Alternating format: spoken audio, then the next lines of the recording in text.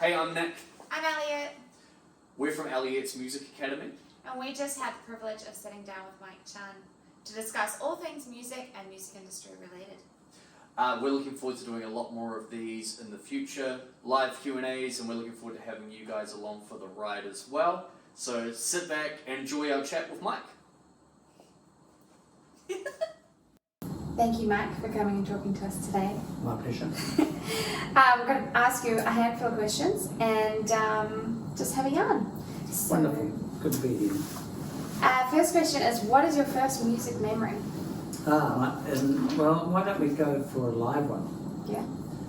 Because I can't quite remember when I first heard a radio and there's nothing on the TV because I was born in 52. Anyway, so it was 1960 and I was 8. No, I must have been 62. I was 10, taken by my mummy and daddy to the Auckland Town Hall to a concert. Oh, no, I knew this would happen. Theodore Bickel, a Russian folk singer. Wow. And he was That is amazing. He was up there with a lyre,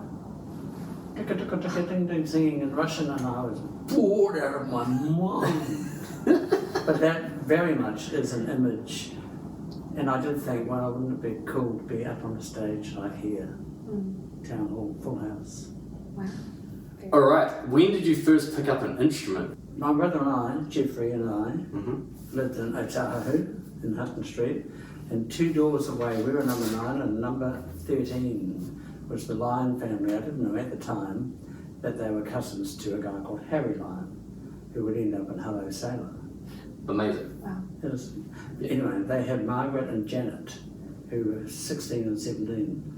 And I don't know why we did this, but we did it all the time in a number of houses in that street. We would just walk in. Right. Like the first house that got a TV, we were in there sitting down with them watching Rawhide. We didn't get an invitation, nor did we get the Lions. I did notice they had a 3-in-1, a reel-to-reel, a radio and a turntable. But anyway, and they play the piano. And so I said to Janet, to be honest, I'd like to play the piano just like you. And she said, you mean things like this? And she played Robin's Return. If any of you want to know about Robin's Return, look it up. It's freakishly difficult. So I vowed to play Robin's Return, but she taught me. She said, are you going to have lessons? And I was about 8. 8 must have been because I started lessons at 8. And she said, the first piece you're going to learn goes like this. Da da da da da da da da da. She said it's a song. Here we go in a row to a birthday party. And just to cut to the chase and to prove how precocious I was, and probably still am, is when my mother drove me to Mrs. Beasley's house in Hillside Road, Otahu. Are you realising now I don't forget a thing? And there, Mrs. Beasley, she said, okay, Michael, well, here's your little music book. And this is the first piece. I'm going to teach you how to play the piano. And I sat down and I went da da da da da da da da da da. She went, you little. And then I played the second piece, which is a backwards da da da da. Genius. And the third piece, both together. Yeah. Anyway, she and I fell in love with her. She said, you're not a Trinity boy, are you? And I said, no, I don't know what you mean. No. She said, no. What do you want to do? I said, I want to play and sing What Shall We Do with a Drunken Sailor? And next thing I know, next lesson, there's the sheet music. And she taught me how to play the chords, don't worry about the left hand. And I was away with sheet music and songs for the rest of my life. So what advice would you give to someone starting to play an instrument for the first time? You have to be extremely patient, and you have to realise that to learn to play an instrument doesn't happen in the first day or 2 or 3. I would have been on the piano for 4 years, but I love showing off, and I think playing instruments on a stage to a group of people is a great empowering thing, and so playing live, you know. I live in a street down in Parnell, and the best thing about it is my granddaughter lives over the road. But a lot of people are practicing the piano and the violin. I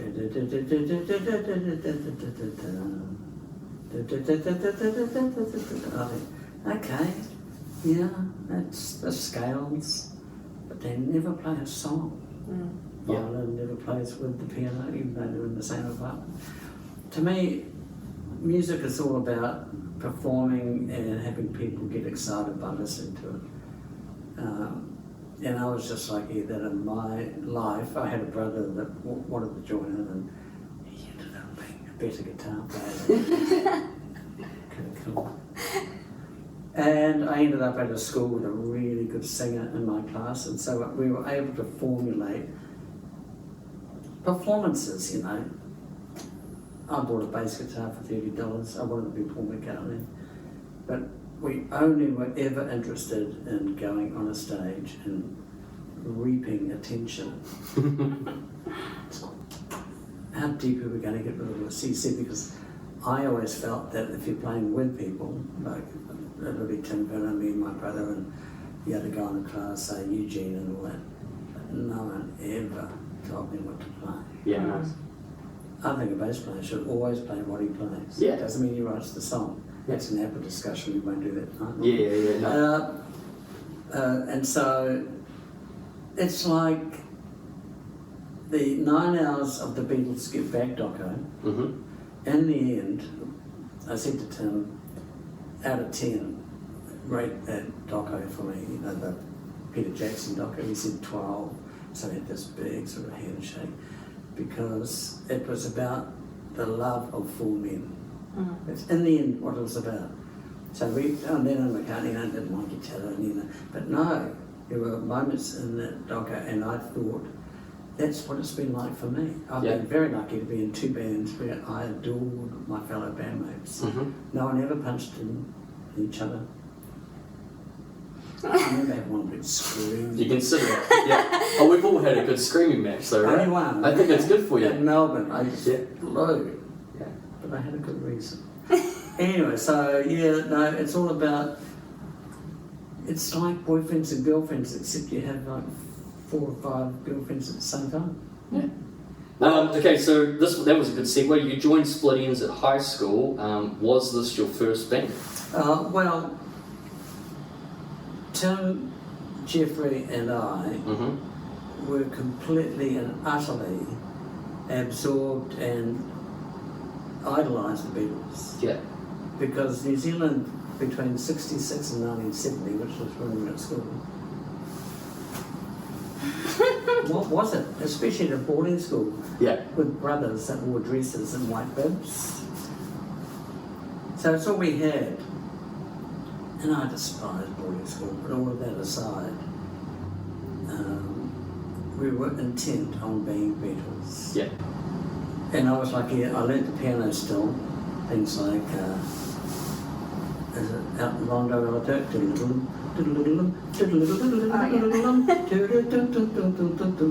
I entered it in the school music talent quest, fourth form. Mike Chunn is unplaced. He didn't play it like the composer intended. You know, if I'd been here, I would have gone, excuse me, how am I supposed to know who wrote it? Mozart. What Mozart was funking.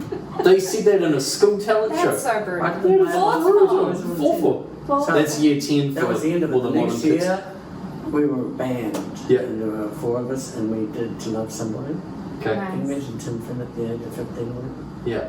And then the next year, we did Yesterday. And we won.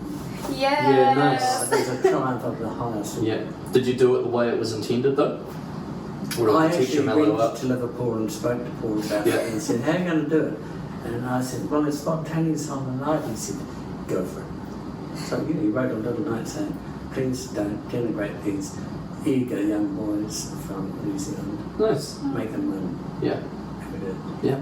That's amazing. And I've still got the little book that I got at the prize giving for the group. I'm not sure if I was supposed to cheer out 4 lots of pages. It was Janet Frame. So I thought that's pretty cool. That's pretty cool. That's awesome. Nice. Well done on winning that. It's a big achievement. It was so good. Yeah. You were the coolest people at school. No, For that moment, though? First thing we Oh, yeah. But for that moment, though, It's such a sporting. Yeah. At that moment, yeah. did you get to wear mufti for that one performance? No. Ah. But one thing I did really think what made it all worthwhile really was my mummy and daddy were there. Yeah. And I think they looked at me and thought, I get it. Yeah, that's Yeah. cool. All that infatuation with Beatles, listening to, and all the albums that started to come through by 69, you know, like Cream, Hendrix, by certain days, all that stuff. So I think Jerry, my dad, thought, I suppose they're the modern day Frank Sinatra. And he was okay. It was good. Did they always support your musical dreams? I think deep down, and especially when the band got to play, you know, the town hall and all that kind of crap. Yeah.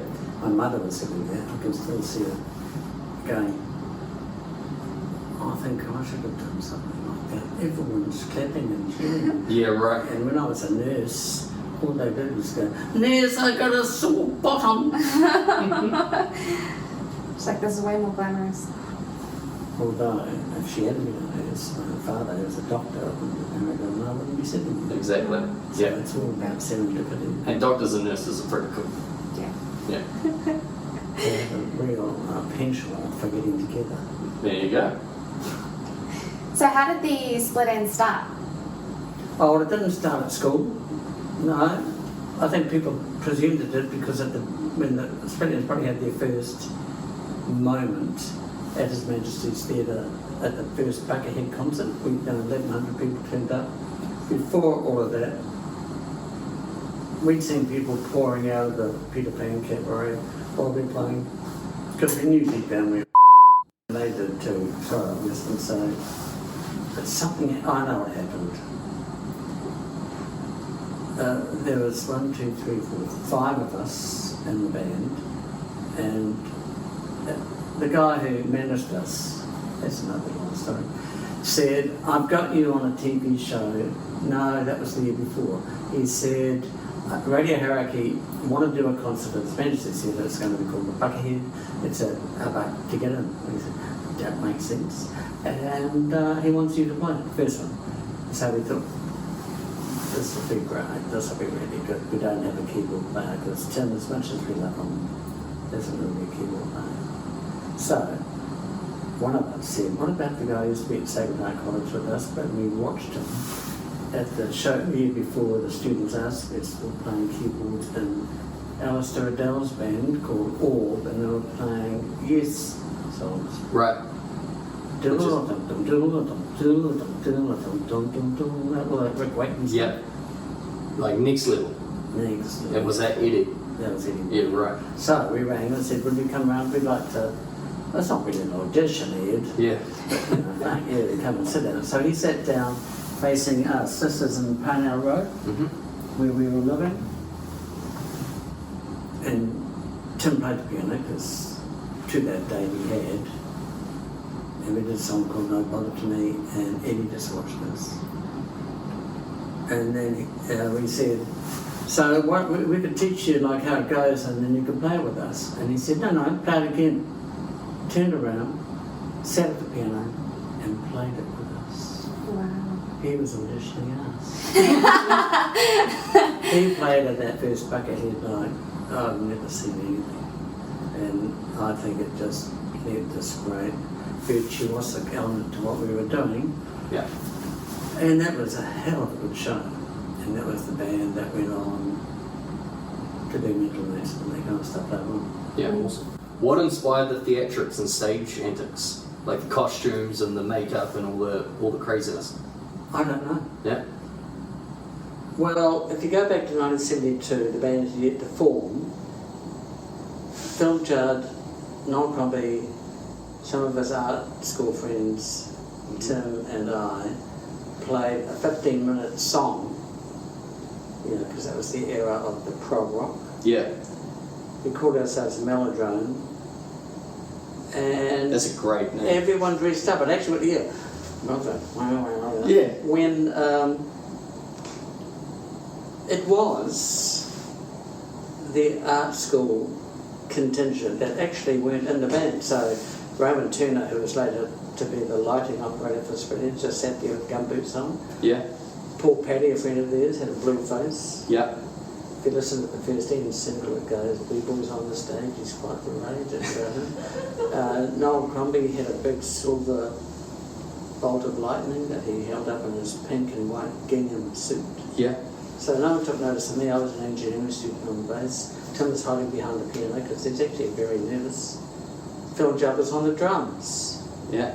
Yeah, I think we just gravitated towards that sense of dressing like no one else. And we were lucky, and because if you think about, say, when the Buckethead happened, we were dressed up in all sorts of weird shit. New Zealand had a radio and TV platform of dinner suits and white shirts and bow ties, like the guy who ended up in Steve Gilpin. Yeah. Remember that? You go back and watch the video clips. Yeah. And they were singing songs that were from overseas, like Take a Letter, Maria, all those cover versions. And then you had the university circuit of dope flared pants and t-shirts that were tie-dyed. So it was easy for us, really. We just had bonk in the middle, Yeah, nice. all on our own. Yeah. Amazing. We were lucky, Yeah. because it wasn't much time after that the challenge was laid down by all sorts of people. Yeah. Yeah. So, what advice would you give to a musician wanting to start a band now? Well, I still think it all comes back down to what happens when you all go on stage. So I've had, people sit me down and say, I've done some recording at home in the bedroom, blah, blah, blah, and I think it's really good, and my friends really like it. And which, do you think I should go on Spotify? Where do you think you're going to get the most likes? And can you write me a reference to go to New Zealand on air for a video and all that kind of stuff? And I say, what are you going to do about live? And they look at me like, oh, I couldn't do that. Yeah, right. Too much hard work. Yeah. I don't know. And I still think if you look at all the top echelon artists and the songs they've got, they're all on stage still. Yeah. Yeah. 660 on stage, LAB are on stage. Jordan Nutt has proven, that a good live show, everyone walks out deeply in love with you and will come back again. Yeah. Exactly. To come across a song on Spotify, random, anonymous, Yeah. you could do it. We could do it now. Yeah. We could find 20 of them. Yeah. But are we going to listen to it day after day? I mean, that must happen. I think it definitely does happen, but I think people connect with an artist when you see them perform. Yeah. Yeah. And I think we've all come from that time of where you performed first and then you went and recorded, and it's slowly, Well, it's quickly that's right. changing. Yeah. You cut your teeth on the stage. Yeah. Totally. Yeah. And I mean, I know now, like, my band writes and records songs. Well, we like doing it, but the goal is so we can then go play concerts. Yeah. And there's a complete effusion, is that the word, of an enthusiasm with you guys. When you see live. Thanks. Yeah. I've been on sometimes. But it's like you're slammed against the back wall. Yeah. It's that important that you try to play better than your most favourite band's best video clip. That's a great way to Live, it's got to be live. Yeah. Yeah. Totally. If you watch Jeff Hotel doing It Was a New Day Yesterday, Yeah. that guy was just out of this world. I'm sure. In 1972, Jethro Tull played the Auckland Town Hall, and the talk about that band was so strong, so powerful, I'm sure, right in Tim's head. Yeah. As a front man who nothing would hold them back. Yeah. And I'll never forget that first Buckethead I've talked about. I was shaking, my knees were knocking, because I was on the Mellotron for starters. and I looked at Tim out there and I thought, what the fuck are you going to do? Yeah. Like, he was a real scaredy cat. He said to me about 2 weeks before when we were doing rehearsals, I wish I could break my leg because I'm so terrified Wow. of doing the show. Wow. Yeah. And then bang, the show starts, and I thought, the master has arrived. Yeah. I was like, I would have never known that. The master. Yeah. And Dave Dobbins, just the same. Yeah. Vomiting at the back. Yeah. Well, there goes my fish dinner. Yeah. And then he gets on stage and he's totally fine. It's Totally like, calm.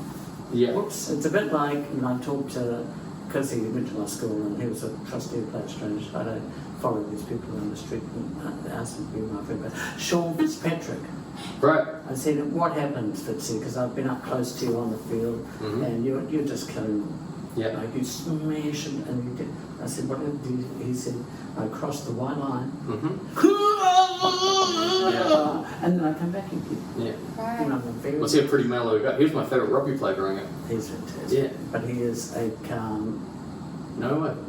gentle man Right. until he crosses the white line. Yeah. And don't you think a stage has a very, it may not be obvious or painted, but Yeah. it's there. That stage is the magic playground. Yeah. I Makes just sense. love it, Are they biggest pub gig in the world that Yeah. Pickles put on? Yeah. I walked out there and I thought, I mustn't look too excited, I must look cool. But I'm so excited. You guys were awesome. We loved it. Yeah. We are a band that love each other. Yeah. And we played together since 1977. That was such a good show. What keeps a band together like that? Because you hear so much about bands breaking up and or fighting or whatever. What do you think is key to a long life friendship like that? I wonder if it should be what are the things that destroy bands? One, don't sleep with the lead singer's girlfriend. Yeah, okay. Two, accept it that there will be times of envy. My brother wrote Rust in My Car. It was all over the radios. And if I'd said to him, how much did Apple pay you? And he said something like $7,500. And I got nothing. Just go with it, because I can't write songs. Accept the fact that if somebody else in the band earns money from songwriting or whatever, or maybe doing managerial skills, so that Yeah. kind of thing. And then there's the whole thing of hard work. There are some bands where guys will load big quad boxes up the stairs to the gig, and not always the lead singer. No.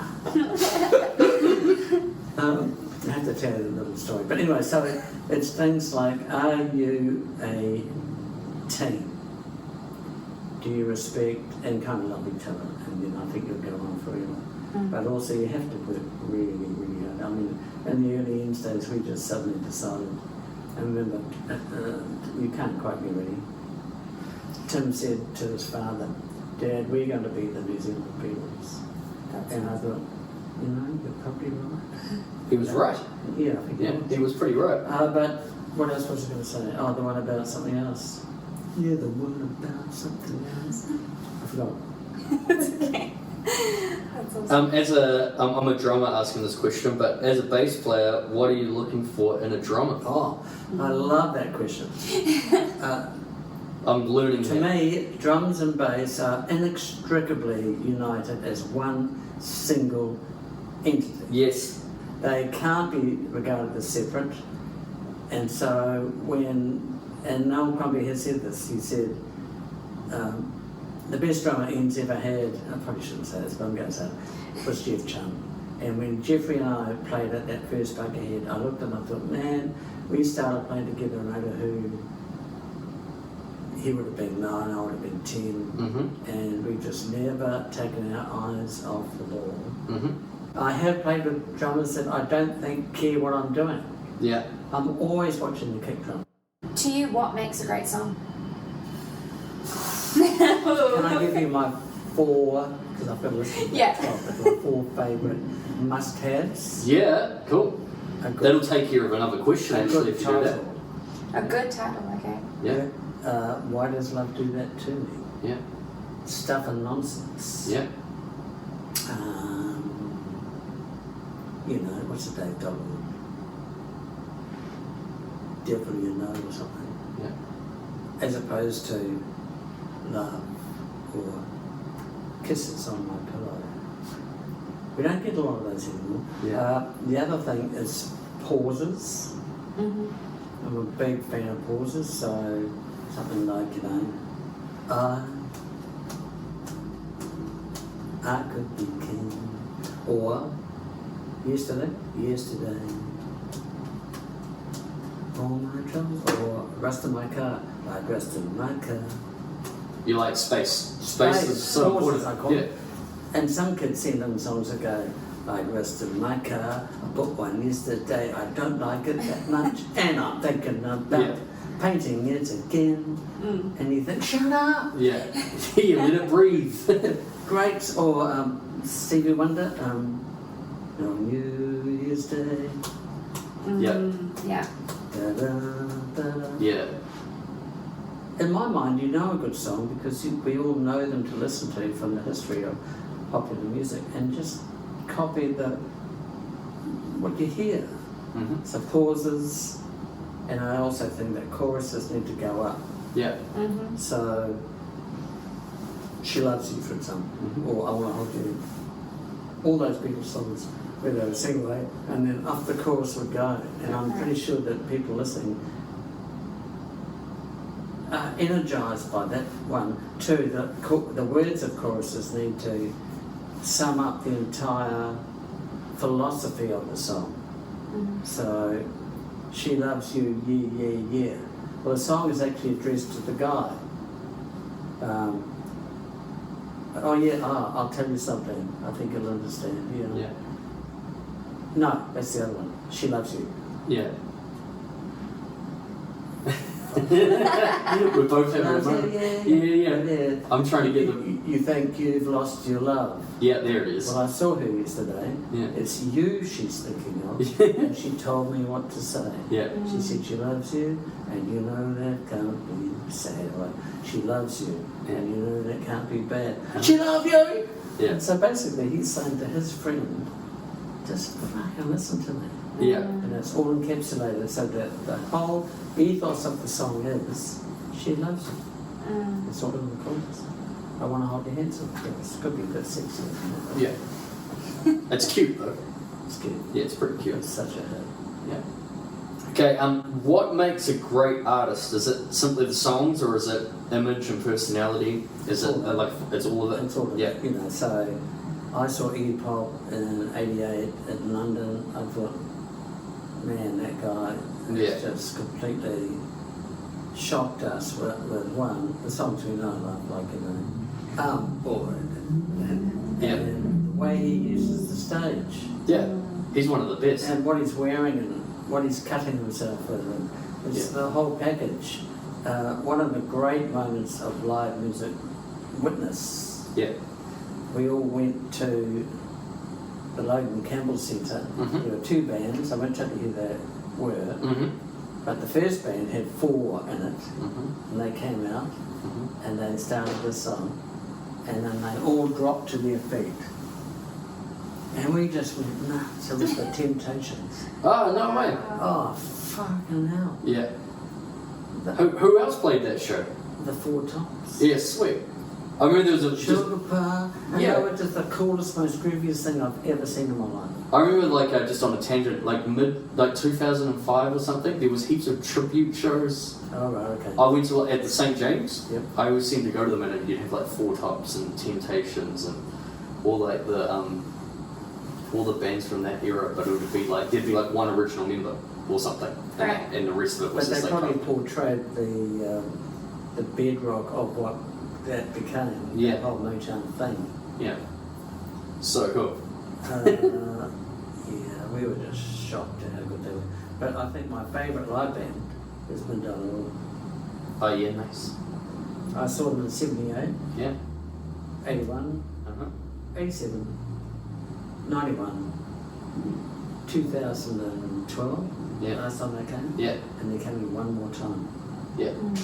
That'll be it apparently. Yeah. So what really shakes you in a live show? What really moves you? What is it? A desperate want to be in that band. I love it. So Yeah. I know Bones got in the band and all that, and I know how he got in the band. I remember thinking, Peter Garrett, who I had met because he was a bit of an Enz fan in the 70s, Yeah. had rung me and said, Mike, we're looking for a bass player, what do you think? I'm back on the borderline. Anyway, it didn't happen. What was your question? What makes a show, a live show, stand out from others? Like, what do you think? It's the Peter Garrett, it's the Jordan Lark, it's Tim Fallon on a great night, it's Dave Dublin in front of 40,000 people. It's the front man, front girl. Yeah. I saw the Runaways in '77 in Dallas or Houston or something. Well, there they all wearing their underpants. And I thought, who's the one out front? Sherry or something. Yeah. She just, I'm sure. the room yeah. was full of boys. Yeah. And she just covered us. We were lying on the floor. It's the power they have, even though you can't write it out or train somebody. It's all through witness and seeing and just understanding why you feel that way, because you want to make people feel that way when you're up there. Yeah. Gotcha. In your experience, what helps maintain a career in this industry? Like the longevity? A love of people. A love of people. That's cool. It's a love of people. The minute, and I've known quite a few in my time, the minute you become arrogant, greedy, etc., you're not going to go. You know, sure, Alan Klein in New York made a lot of money, but was he happy, you know, when he basically ripped off all those people? Yeah. So, it's the love of people. So, Michael Kavinsky, I love him. He would sign Split Enz, and he always would say to me, listen, if I can ever help you, because I'd left the band, give me a call. If you need any help, give me a call. Brett Cottle, the boss of APRA, and that's a big wheel in this industry. I thought he was just incredible in his utter respect and belief in the quality of songwriting as a career. And so there's people like that. Yeah. That counts. Yeah, nice. Awesome. Okay, we've got some student questions. Good. Yeah. Come on, youngsters. Yeah. Advice for an 11-year-old trying to get publicity and to do gigs. Well, gigs are easy. Yeah. What does she play? She's a piano player singer. Well, if there's some way you could get a keyboard out on the footpath, Yeah.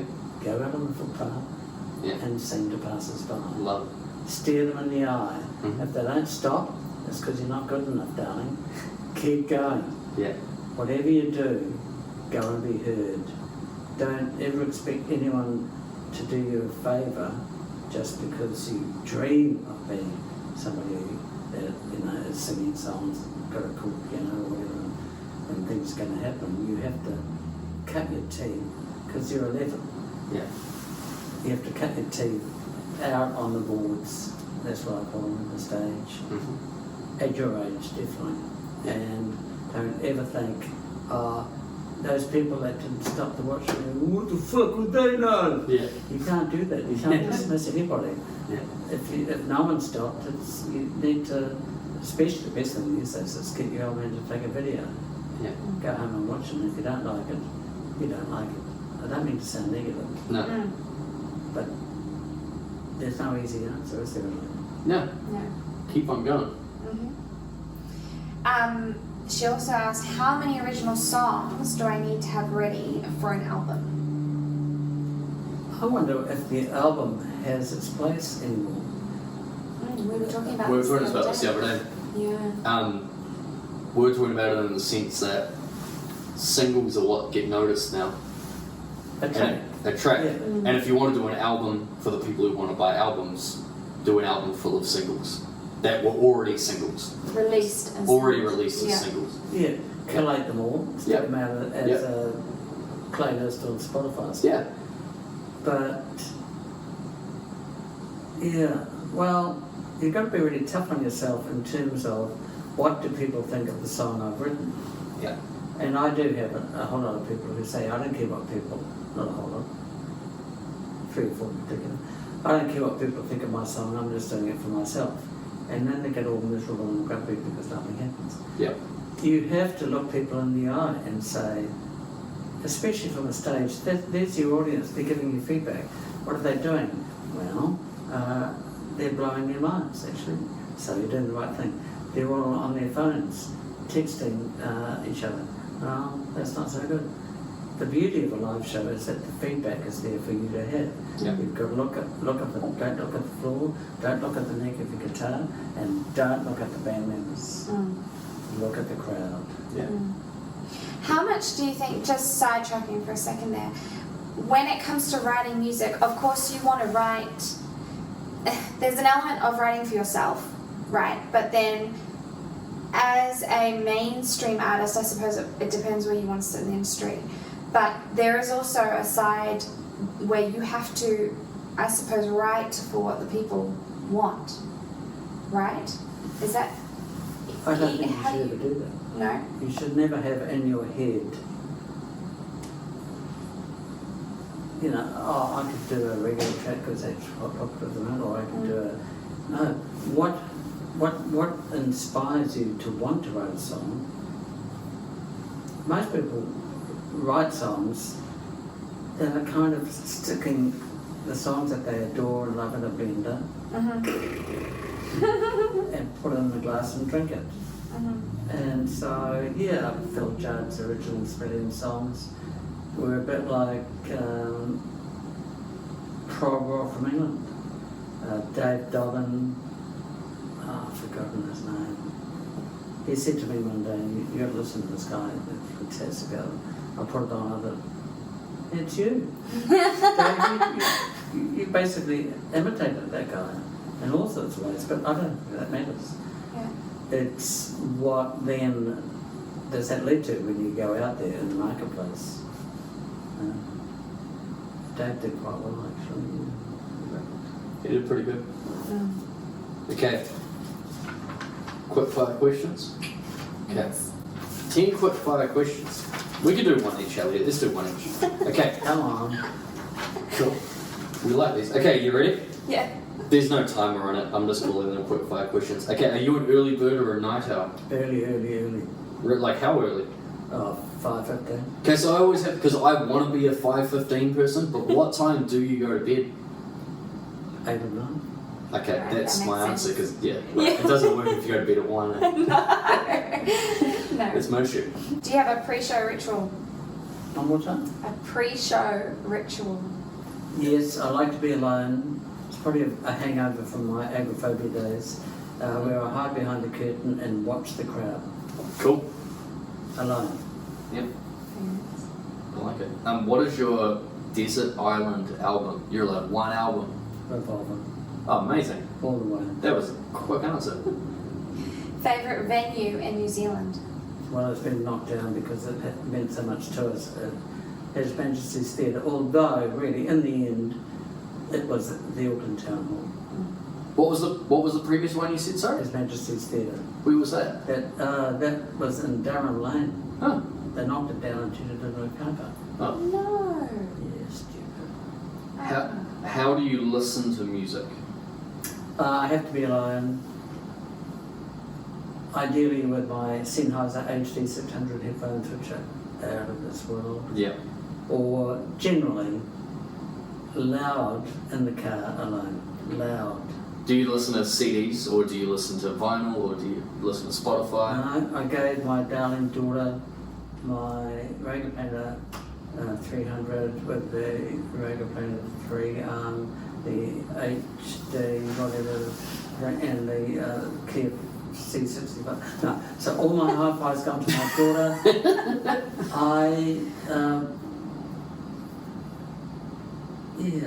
I've got a good system at home. I like stereo. Yep. So if someone's got a Bluetooth speaker, I think, well, there's one missing. Yeah, nice. I agree. Can you play stereo through Bluetooth? I don't know. No, I mean, I No, still it's think it sounds as good. No. Yeah. It has to be loud. It has to be in the car, ideally, because it's Yeah. stereo. Yeah. And it has to have good bottom end. Yeah. I want to hit the kick drum. Yeah, some kick and some bass. Loud Yeah. bass. I don't overdo the bass though. Yeah. A lot of people do too much bass. Yeah. There's no need with me and you. No. We kick ass. Yeah, exactly. Yeah, there we go. What's your favourite song at the moment? My favourite song was written by a girl that went to Dio. She's half Dutch, half Indian, which is probably a good mix. It's called In the Dark, and it is absolutely out of this world. Very cool. It's on We- Spotify. It's on Spotify. Yeah, cool. By Grace David. Grace In the Dark. in the Dark. Cool. Recorded at Roundhead. Nice. What is your most treasured musical possession? My Gibson EB3 bass. Yeah, nice. Made in 1977. The red one? No, 67, the red one, Yeah. Cherry Red Grow. 67, the Summer of Love. Yeah, Nice. that's pretty cool. Bought in Chelsea second-hand guitars beside the Chelsea Hotel on Manhattan. I remember seeing that at the town hall. You had it on a stand. It was like the Beatles 50th. Oh, right. I was like, it's the I bass. played, It's like an iconic New Zealand bass. my son played electric guitar and I played bass on Dear Prudence. Ah. What a magic moment that was. Yeah, nice. That was an awesome night. Yeah, that was a good night. I did Helter Skelter and back in the USSR with Jimmy Christmas. Yeah, and Jamie. Yeah, Jamie was playing guitar and who was playing saxophone. I feel bad because Oh, I that's know playing who was- Strange Kid. Yeah, Yeah, yeah. like, let's call him Pete. This called Pete and I jammed with Pete and another thing. It was an amazing night. That night was out of this world. Yeah, It was so cool. yeah. It's pretty cool. Okay, was it me or you? I don't I'm know. just going to go for it. Which talent would you most like to have? Doesn't have to be a musical talent.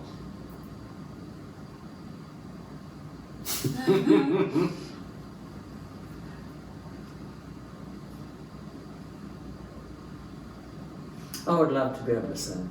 Yeah, I can't sing. Elliot can sing. We've got that one in She's common really there. good. Who would be in your supergroup and you're on bass? You're in the band. Well, they'd be people that I know and love that are close to me. I'd love to have my brother go back on drums. Mm. Me, Jeffrey, out front. And we're not taking into account whether they'd want to. No. They'd be forced to do it. Well, Eddie, I'd love to. I still see Eddie. Love to get Eddie back on keys. Yeah. Tim on front vocal, guitar. Ben Juricevich, do you know him? Yeah. He's amazing. Left-handed player. Is he? Don't know. Yeah. That's right. Yeah. Where have you played with him? Have I played with him? I haven't, but he teaches guitar to my friend out of Bethel's Beach, but he played at a Play a Strange fundraiser at a house with Sam Montgomery, Oh, cool. and I watched them. Yeah. He's an amazing guitar player. That's fantastic. Yeah. I played a Rugby World Cup gig with him. He excellent. Yeah. So that would probably do me. Nice. That's pretty cool. Oh, you just asked that question. Yeah. Are you still excited about developing your craft? Do you still play music at home?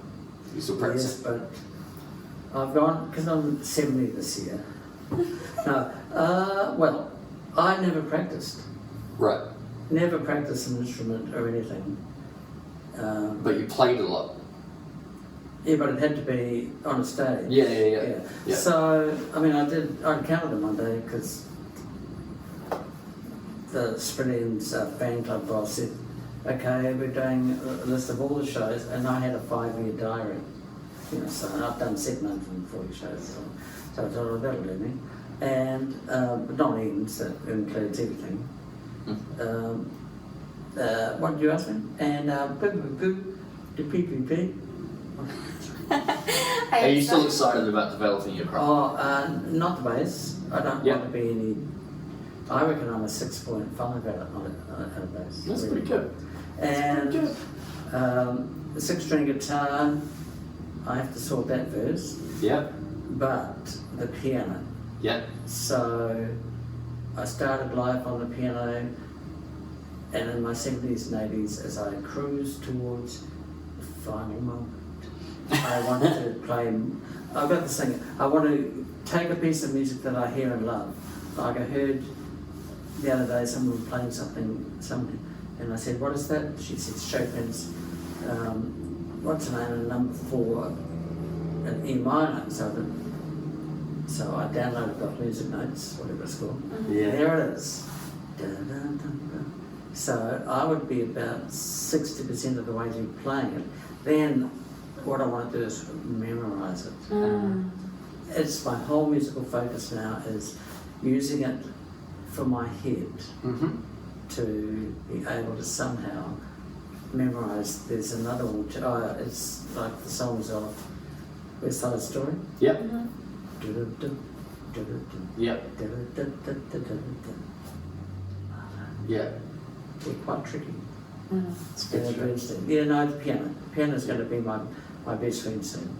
Yeah. That's something we quite often say to students as well. As a student might say, "I've mastered this song." You take the sheet away, and they can't remember. Yeah, no, you have to remember it. Yeah. Yeah. I mean, that's the ultimate thing: is you can play it at any point, no matter how easy it is or hard it is. You can play it, right? Like, I don't want to dump on those with the theoretical. No, But no. I was playing Out of Bethel Speech, Grace David with her song In the Dark. Yeah. And we brought in some other people to play. Yeah. And there's a guy on keyboard, and we went to have a rehearsal. And he said, "Oh, I've forgotten the chords." You know, he must have been able to play the chords or something. And I said, "Oh, here, you can have mine." He said, "Can you remember them?" And I thought, fuck, he doesn't know how to remember anything. Yeah. It has to be in front of him, a lot of those people. Yeah. The memory is crucial. Yeah, it's interesting. I don't know how you're. I'm the opposite. It would just be in my head, or I'd try to remember a structure or Well, a feel type thing. if someone gave me a chart, I would stick it under my bottom. Yeah. Yeah. I'd be like, "Oh, so that's the name of the song, is it? Thank you. Yep, Yeah. we're good to go." Different way of playing. Yeah. I guess. Maybe it's harder with lyrics. You might need lyrics in front of you. Yeah. Yeah. I always think it must be harder to remember in words if you've never I reckon. heard it. Yeah, that'd be Words are tricky. hard. Yeah, words are hard. Words are hard, but someone said once to me that you remember the story. Does that make sense?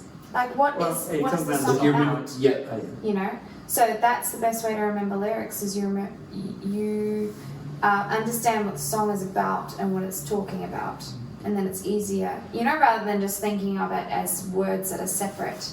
You have to look at the entire lyric as a whole.